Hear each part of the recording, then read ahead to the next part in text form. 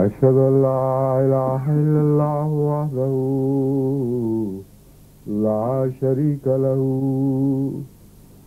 وأشهد أن محمدا عبده ورسوله أما بعد فأعوذ بالله من الشيطان الرجيم بسم الله الرحمن الرحيم الحمد لله رب العالمين الرحمن الرحيم مالك يوم الدين إياك نعبد وإياك نستعين اهدنا الصراط المستقيم صراط الذين أنعمت عليهم غير المغضوب عليهم ولا الضالين.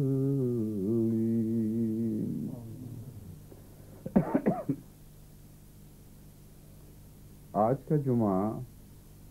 میں اور میرے سفر کے ساتھی جماعت آئرلینڈ کے ساتھ ایک قصبے گالوے میں ادا کر رہے ہیں.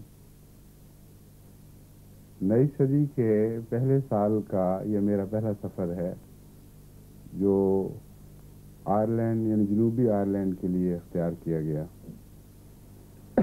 اس سفر کی تقریب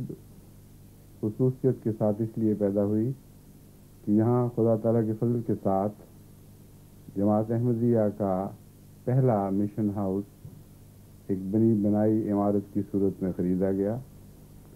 جماعت کی خواہش تھی کہ اس مشن ہاؤس کا افتتاح میں خود باقاعدہ طور پر کرواؤں،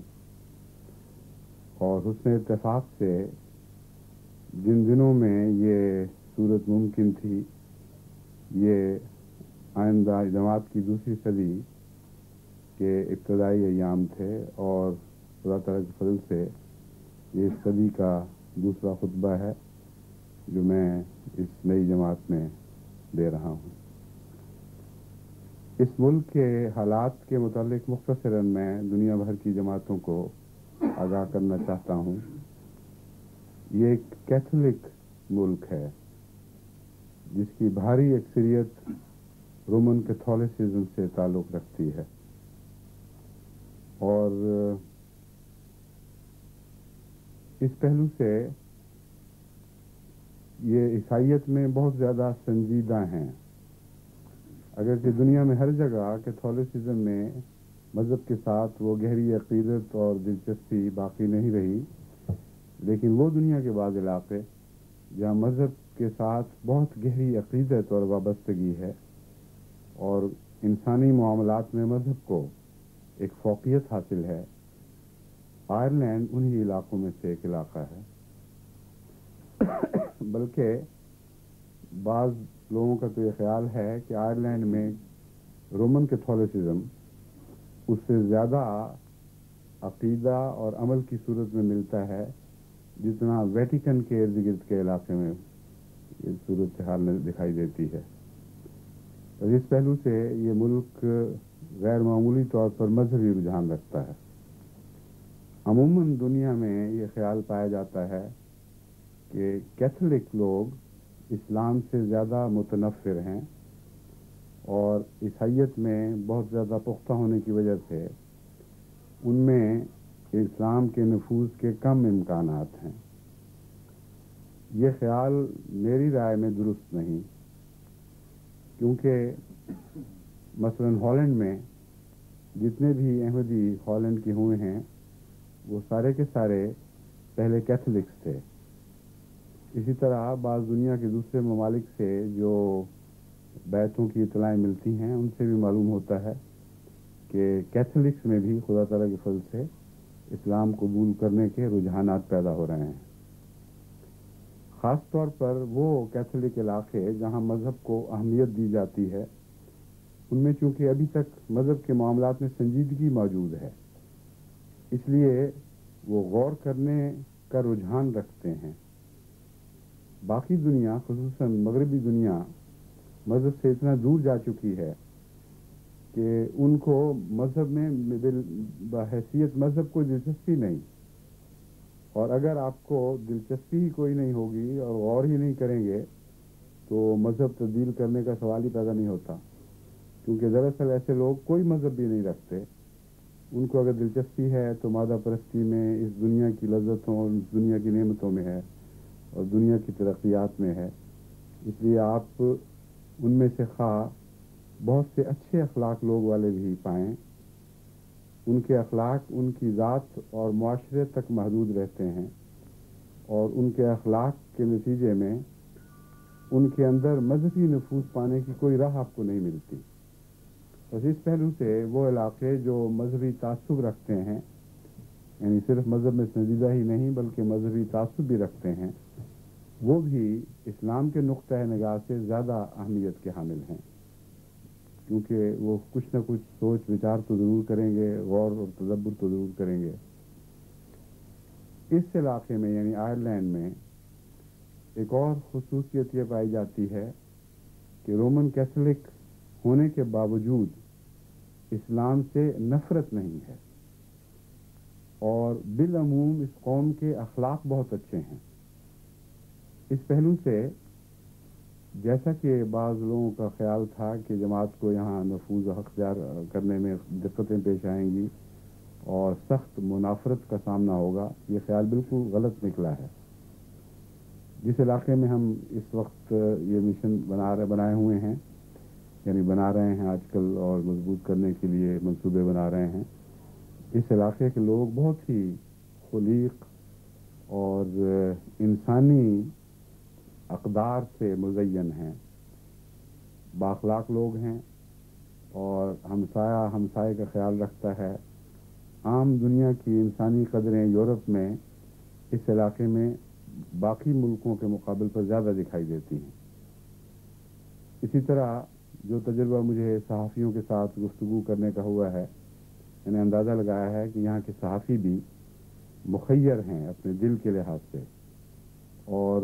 جو باتیں ان کو پسند آتی ہیں ان کو کھول کر دوسروں کے سامنے بیان کرتے ہیں، اور اس بات میں عار محسوس نہیں کرتے کہ ان کے عقیدے کے خلاف اگر کوئی شخص کوئی ٹھوس دلیل پیش کرے تو اسے تسلیم کریں اور اسے دنیا کی نظر میں بھی لے کے آئیں۔ چنانچہ جو پہلا تعارفی مضمون میرے آنے پر یہاں ایک اخبار میں شائع ہوا ہے، اس سے معلوم ہوتا ہے کہ بہت ہی کھلے دل کے ساتھ اور وسیع نظر کے ساتھ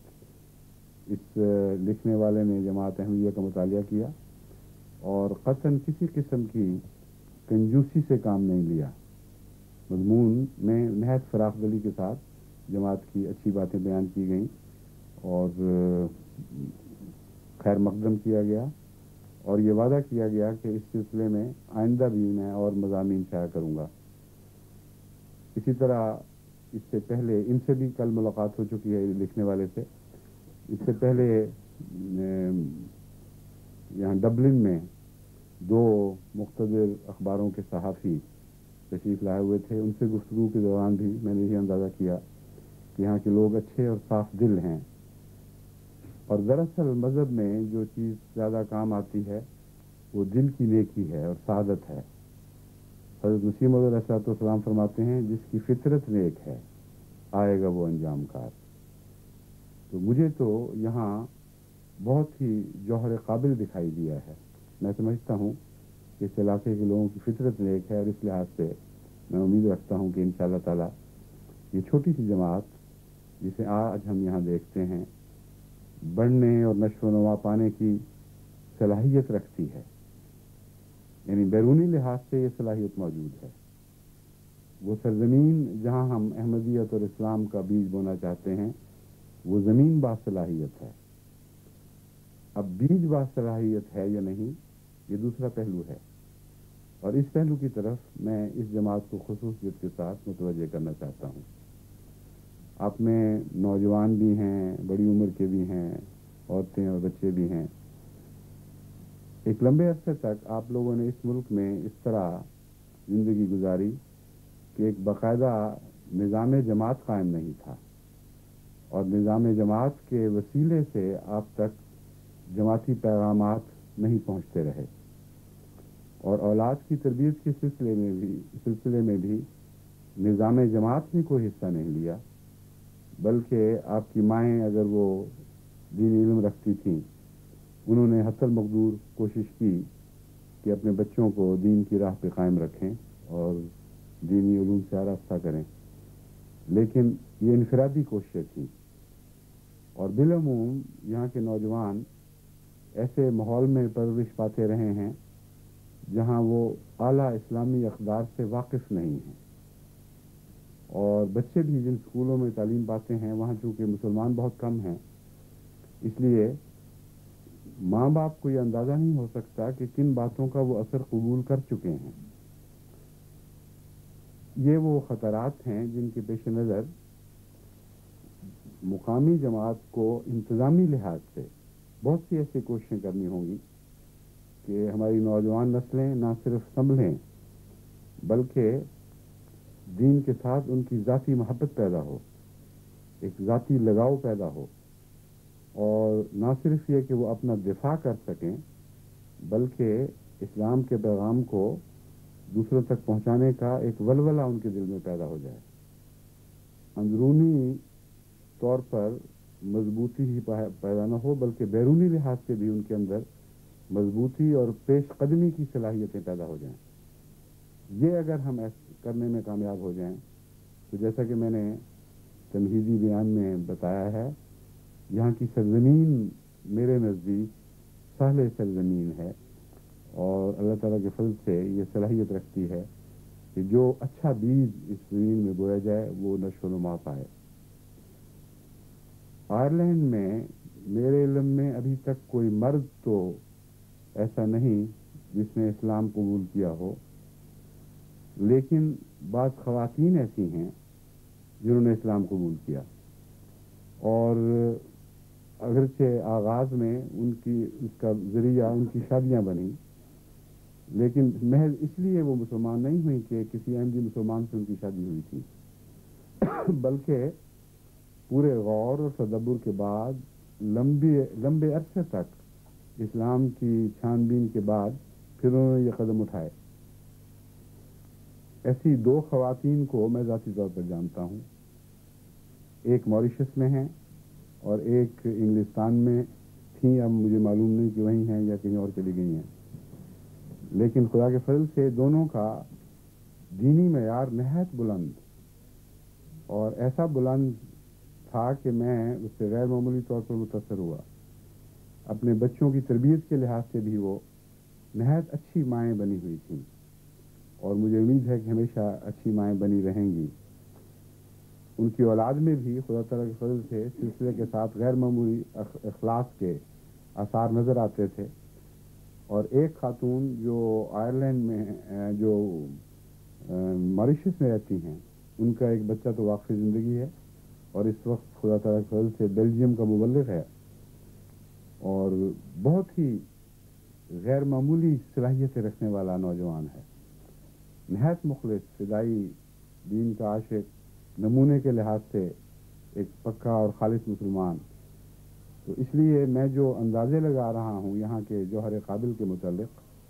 وہ اندازے محض نظری نہیں ہیں، بلکہ ان نظری اندازوں کو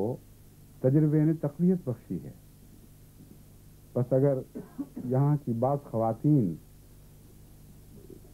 اسلام قبول کرنے کے بعد جلد تیزی کے ساتھ اسلامی اقدار میں ترقی کر سکتی ہیں، تو یہاں کے مردوں میں بھی یقیناً یہ جوہر موجود ہوگا. صرف رابطے کی ضرورت ہے. اور اب میرے آنے کے نتیجے میں اخبارات میں جو احمدیت کے ذکر چلیں گے اور چل چکے ہیں، ان سے استفادہ کرنے کی ضرورت ہے. ہم بعض دفعہ بعض کامیابیوں سے خوش ہو کر ان کامیابیوں کے مزے لینے لگ جاتے ہیں، اور یہ بھول جاتے ہیں کہ وہ کامیابیاں وقتی مزوں کی خاطر نہیں بلکہ اس خاطر خدا تعالیٰ عطا فرماتا ہے کہ ان کے سائے میں ہم آگے بڑھیں اور ان سے استفادہ کر کے مستقل طور پر ان علاقوں میں نیک اثرات قائم کریں۔ اب اگر میں یہاں 2-3 دن کے بعد واپس چلا گیا جیسا کہ ارادہ ہے، تو یعنی 2-3 دن یہاں گزار کر واپس چلا جاؤں گا جیسا کہ ارادہ ہے، تو یہ نہ ہو کہ میرے جانے کے بعد آپ کی چھوٹی سی جماعت اسی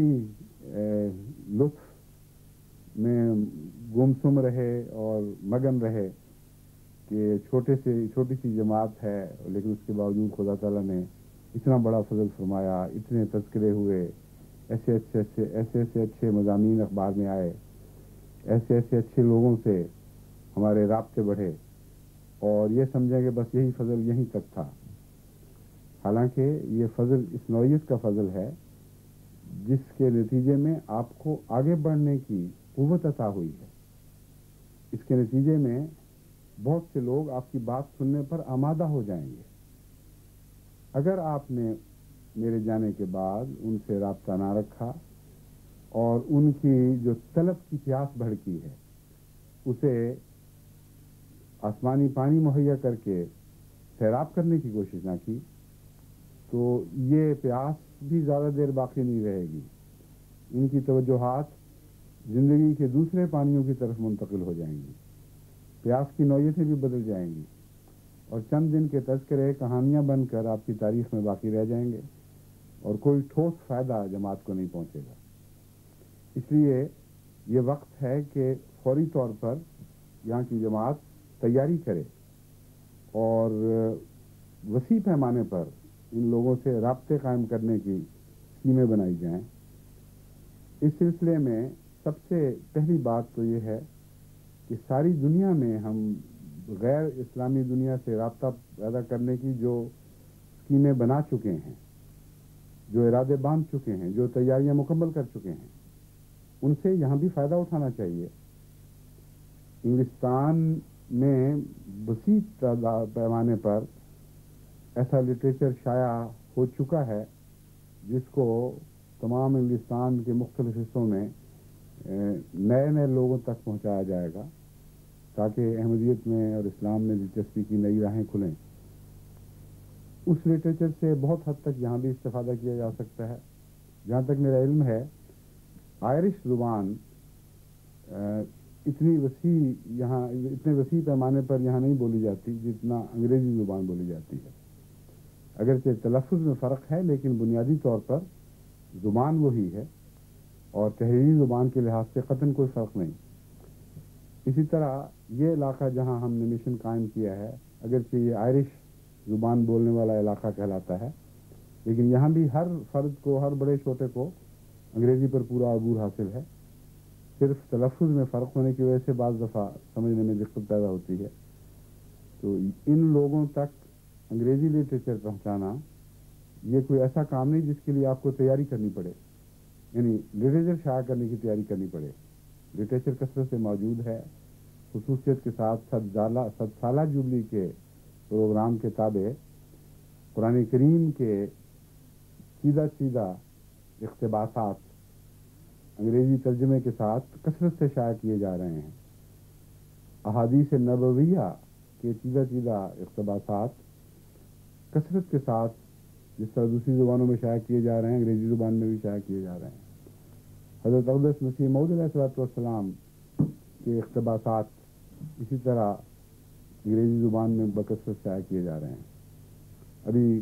2-3 دن کی بات ہے، ایک دوست نے مجھے خط میں یہ مطلع کیا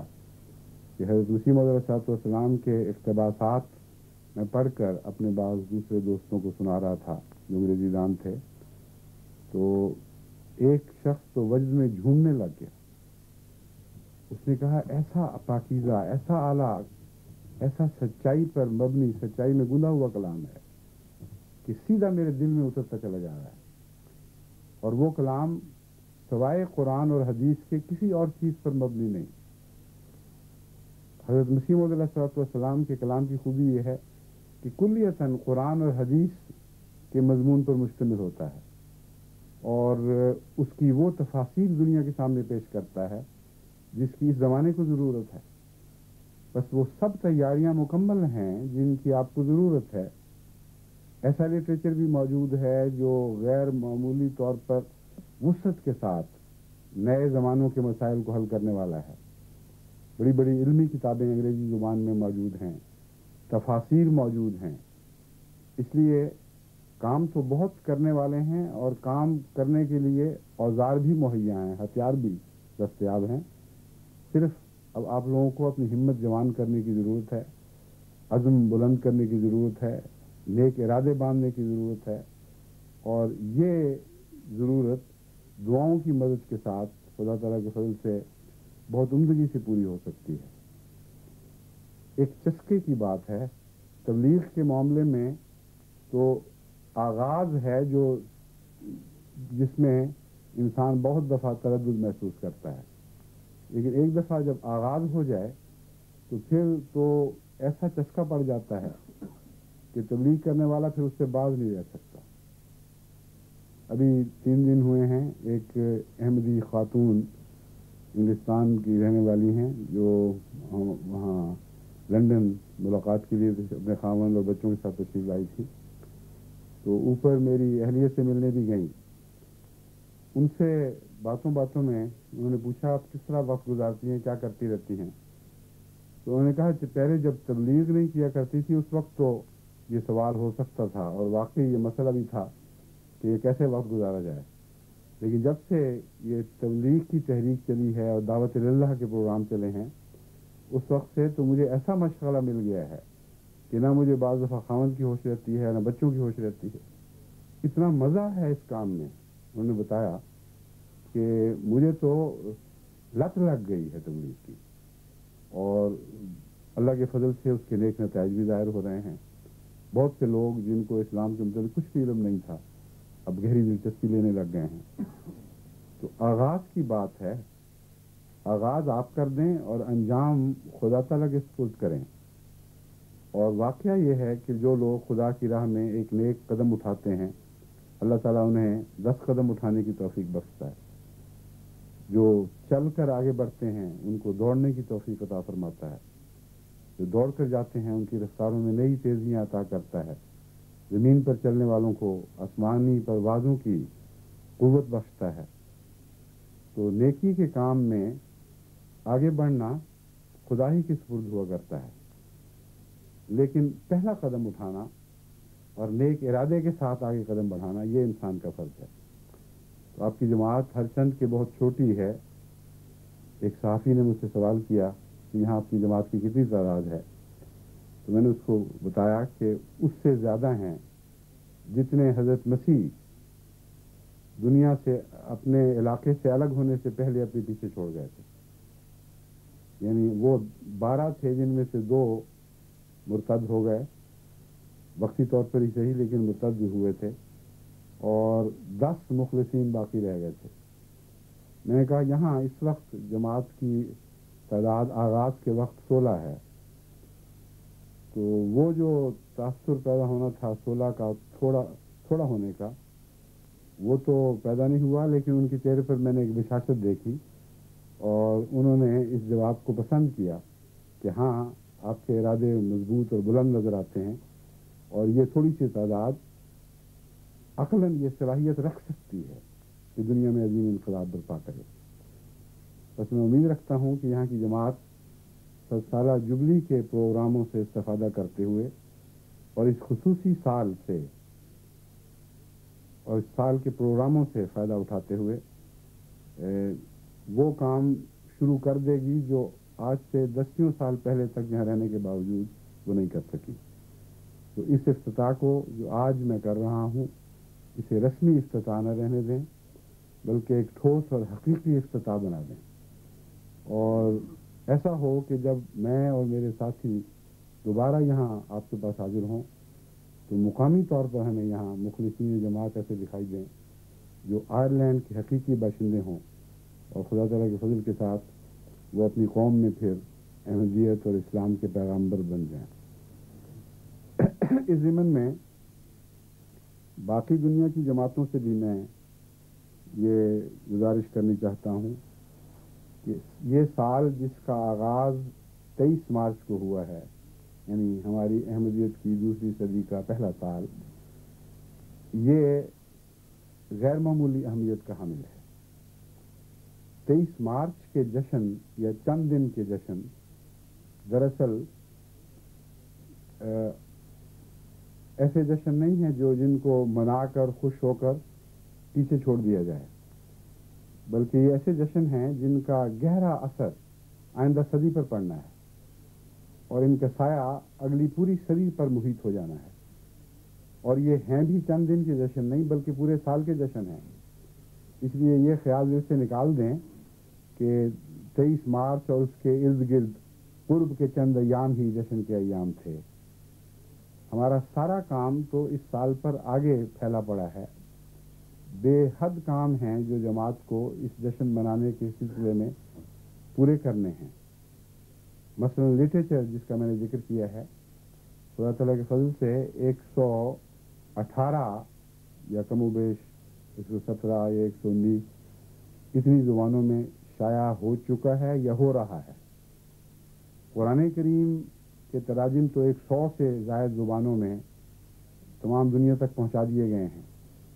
احادیث کے تراجم جن کو قرآن کریم کے بعد دوسری اہمیت دی گئی، وہ بھی ایک بڑی تعداد میں پہنچائے گئے ہیں، لیکن بہت سا کام ابھی ہونا باقی ہے۔ یعنی تراجم مکمل ہو چکے ہیں، بعض پریس میں جا چکے ہیں، بعض میں نظر ثانی ہو رہی ہے، لیکن پروگرام یہی ہے کہ انشاءاللہ آئندہ 2-3 ماہ کے اندر تمام قرآن کریم کے تراجم اور تمام احادیث کے تراجم جماعتوں تک پہنچ چکے ہوں گے۔ اور اسی طرح تیسرے درجے پر حضرت مسیح موعود علیہ السلام کے کلام کے تراجم ہیں۔ اہمیت کے لحاظ سے چونکہ ان کو تیسرے درجے پر رکھا تھا، اس لیے اس میں کچھ تاخیر ہو گئی ہے، لیکن ان کے متعلق بھی مجھے یقین ہے کہ انشاءاللہ اس سال کے پہلے 6 مہینے کے اندر مکمل ہو کر ساری دنیا کی جماعتوں میں تقسیم ہو چکے ہوں گے۔ اس سلسلے میں ایک پروگرام تو یہ ہے کہ ہم مختلف کتب کے میلوں میں ان کی نمائش کریں، اور اس کے لیے مختلف علاقوں میں مختلف لائبریریوں میں یا کتب کے میلوں میں جگہیں باقاعدہ ریزرو کروائی جا چکی ہیں، اور جماعت اس نمائش میں حصہ لینے کی تیاری کر رہی ہے۔ ایک ہے مستقل نمائش، یعنی جہاں جہاں اللہ تعالیٰ نے جماعت کو توفیق دی ہے وہاں بڑے ہال تعمیر کر کے یا بڑی بڑی عمارتیں سال بھر کے لیے کرائے پر لے کر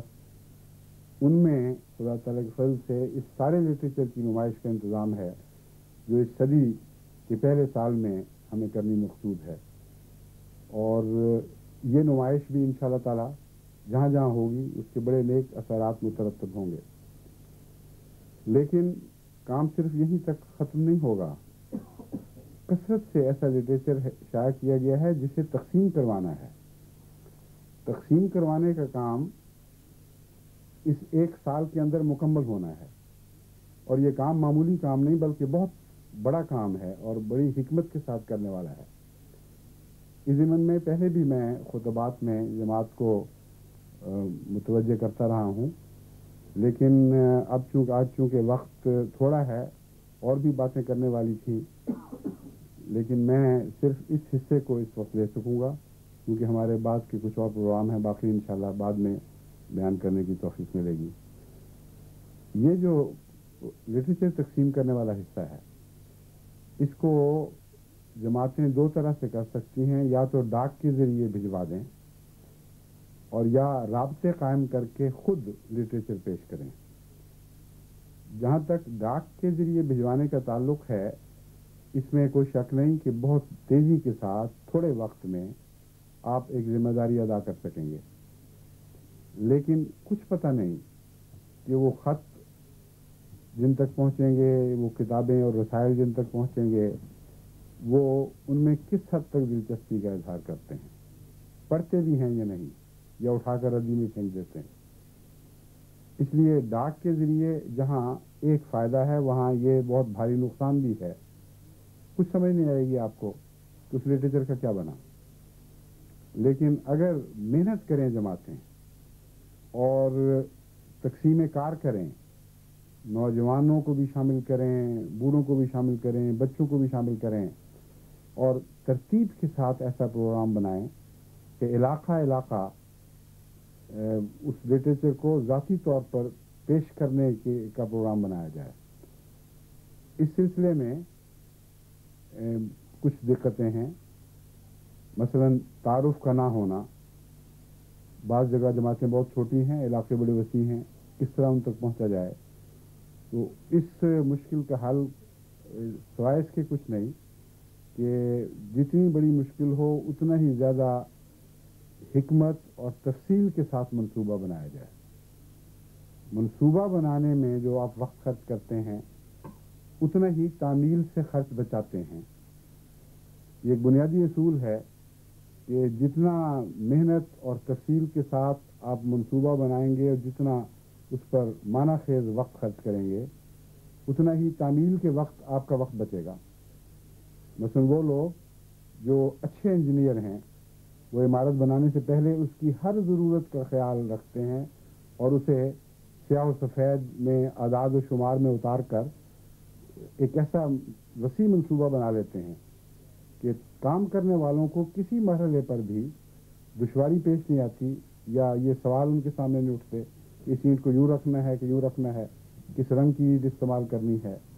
کس قسم کا سیمنٹ لگانا ہے، اور کہاں پانی کی نالیاں رکھنی ہیں، کہاں بجلی کے لیے سوراخ رکھنے ہیں، کس قسم کی تاریں استعمال کرنی ہیں، وغیرہ وغیرہ۔ تمام تفصیلات ایک منصوبے کی شکل میں وہ طے کر دی جاتی ہیں، اور انجینئرز کو اس پر بڑی محنت کرنی پڑتی ہے۔ بعض دفعہ کئی سال تک بعض عمارتوں کے منصوبے بنتے ہیں اور وہ عمارتیں 6 مہینے کے اندر اندر کھڑی ہو جاتی ہیں، اور نوک پلک درست ہوتی ہے، کوئی خامی نہیں نظر آتی، ہر ضرورت کا خیال رکھا جاتا ہے۔ تو جہاں کام میں دقتیں ہوں وہاں منصوبہ بندی ضروری ہے، اور یہ منصوبہ جس کا میں ذکر کر رہا ہوں یہ ایسا نہیں ہے جو مرکز سے بنا کر وہاں بھجوائے، مختلف جماعتوں کو بھجوایا جائے، کیونکہ یہ منصوبہ ایسا ہے جو اس کا ہر جماعت میں تیار ہونا ضروری ہے۔ آپ قریب سے لوگوں کو دیکھ رہے ہیں، آپ قریب سے مسائل پر نگاہ ڈال رہے ہیں، آپ کو اپنی کمزوریاں اس سے زیادہ معلوم ہیں جتنا مرکز کے علم میں ہیں، اسی طرح آپ کو اپنی طاقتیں بھی زیادہ معلوم ہیں جتنا مرکز کے علم میں ہیں۔ بعض دفعہ ایک چھوٹی جماعت میں خدا تعالیٰ کے فضل سے بہت بڑی طاقتیں ہوتی ہیں، ایسے لوگ ہوتے ہیں جن کے وسیع تعلقات ہوتے ہیں، ایسے دماغ عطا ہوتے ہیں ان کو جن کے اندر خدا تعالیٰ کے فضل سے جوہر قابل موجود ہوتا ہے۔ لیکن بعض جماعتیں تعداد میں زیادہ ہونے کے باوجود اندرونی کمزوریاں رکھتی ہیں، اس لیے ایسا منصوبہ نہیں ہے، یعنی یہ منصوبہ ایسا منصوبہ نہیں ہے جسے مرکز بنا کر جماعتوں کو بھجوائے۔ اپنے حالات کے مطابق سوسائٹی کے رد عمل کو ملحوظ رکھتے ہوئے اور وہ ذرائع سوچتے ہوئے جو بہترین رنگ میں کسی سوسائٹی میں قبولیت اختیار کر سکیں گے، آپ اپنے منصوبے کو مقامی طور پر بنائیں۔ بس آئرلینڈ میں بھی یہ منصوبہ اسی طرح بنانا چاہیے جس طرح باقی ملکوں میں بنایا جائے گا، اور چھوٹی چھوٹی جماعتوں میں بھی جو دنیا کے دور دراز علاقوں سے تعلق رکھتی ہیں۔ لفظ دور دراز تو ہم اس نسبت سے استعمال کرتے ہیں کہ ہمارے یہاں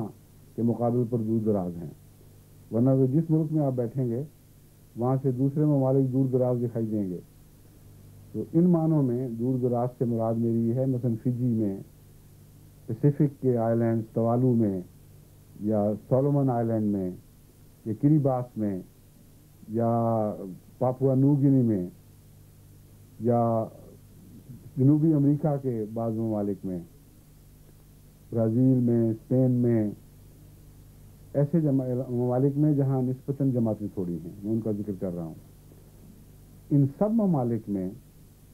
گہرے منصوبے کے ذریعے اپنی عددی کمزوری کو پورا کرنے کی کوشش کرنی چاہیے، اور مقصود یہ ہمیشہ پیش نظر رہے کہ ہم نے سوسائٹی کے ہر حصے میں نفوذ کرنا ہے، طالب علموں میں بھی نفوذ کرنا ہے، دانشوروں میں بھی نفوذ کرنا ہے، اخبار نویسوں میں بھی نفوذ کرنا ہے، وکلاء میں بھی نفوذ کرنا ہے، تاجروں میں بھی نفوذ کرنا ہے،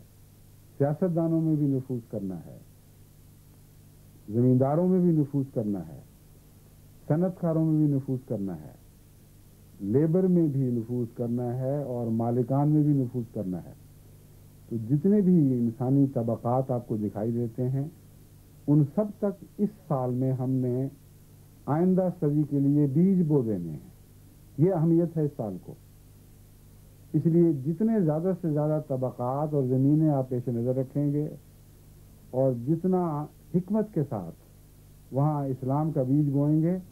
اتنا ہی زیادہ پھل اگلی صدی میں پیدا ہوگا۔ بس کچھ کام تو ایسے ہیں جو گزشتہ 100 سال میں ابھر کر ہمارے سامنے آئے، کچھ ایسے منصوبے ہیں جن کی بنیادیں گزشتہ 100 سال میں ہمارے لیے ہم سے پہلے بزرگوں نے رکھی۔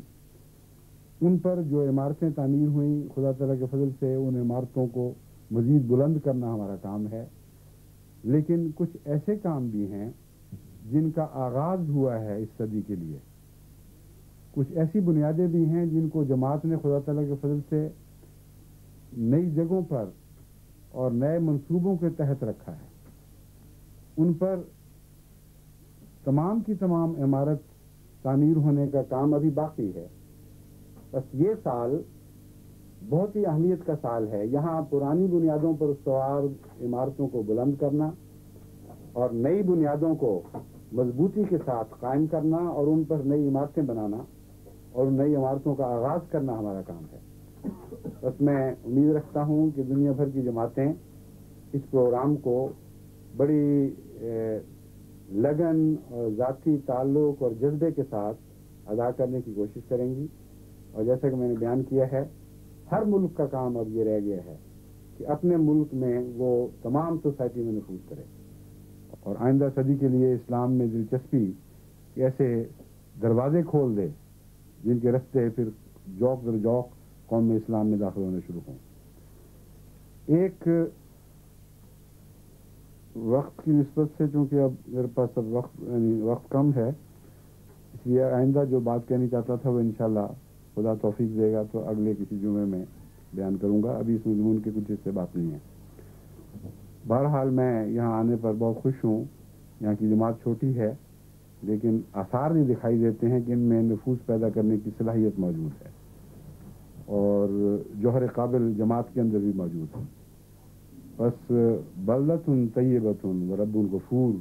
کا منظر ہمیں یہاں دکھائی دینا چاہیے۔ لوگ اچھے ہیں، آپ لوگ اچھے ہیں، جن لوگوں تک پیغام پہنچانا ہے وہ نیک فطرت ہیں، اور بلدہ طیبہ ہے۔ خدا تعالیٰ فرماتا ہے کہ جب بلدہ طیبہ ہو، یعنی ایک شہر طیب شہر ہو، اچھے لوگوں پر مشتمل ہو، تو ہمیشہ رب اس شہر پر غفور ہو جایا کرتا ہے۔ ایسے شہر کے لیے غضبناک خدا کا کوئی تصور نہیں ہے۔ ایسے شہر کے لیے تبھی نتیجہ یہ ہے رب غفور۔ نیک دل لوگوں کے لیے ہمیشہ رب غفور ہی ظاہر ہوا کرتا ہے۔ بس خدا کرے کہ اس علاقے کے لیے رب غفور اپنے جلوے دکھائے، ہماری کمزوریوں سے درگزر فرمائے، اور جن خوبیوں سے اس نے ہمیں نوازا ہے انہیں اور چمکائے، اور اس علاقے میں کثرت کے ساتھ اسلام کے پھیلانے کے سامان پیدا فرما دے۔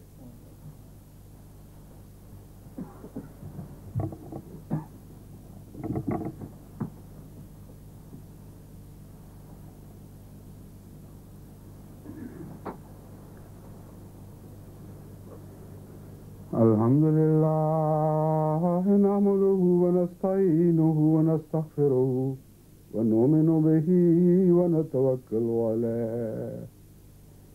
ونعوذ بالله من شرور أنفسنا ومن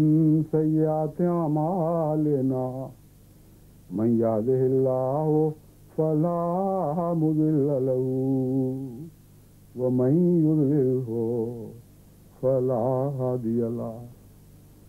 ونشهد أن لا إله إلا الله وحده لا شريك له ونشهد أن محمدا عبده ورسوله عباد الله رحمكم الله إن الله يأمر بالعدل والإحسان وإيتاء ذي القربى وينهى عن الفحشاء والمنكر والبغي يعظكم لعلكم تذكرون اذكروا الله يذكركم وادعوه يستجب لكم ولذكر الله أكبر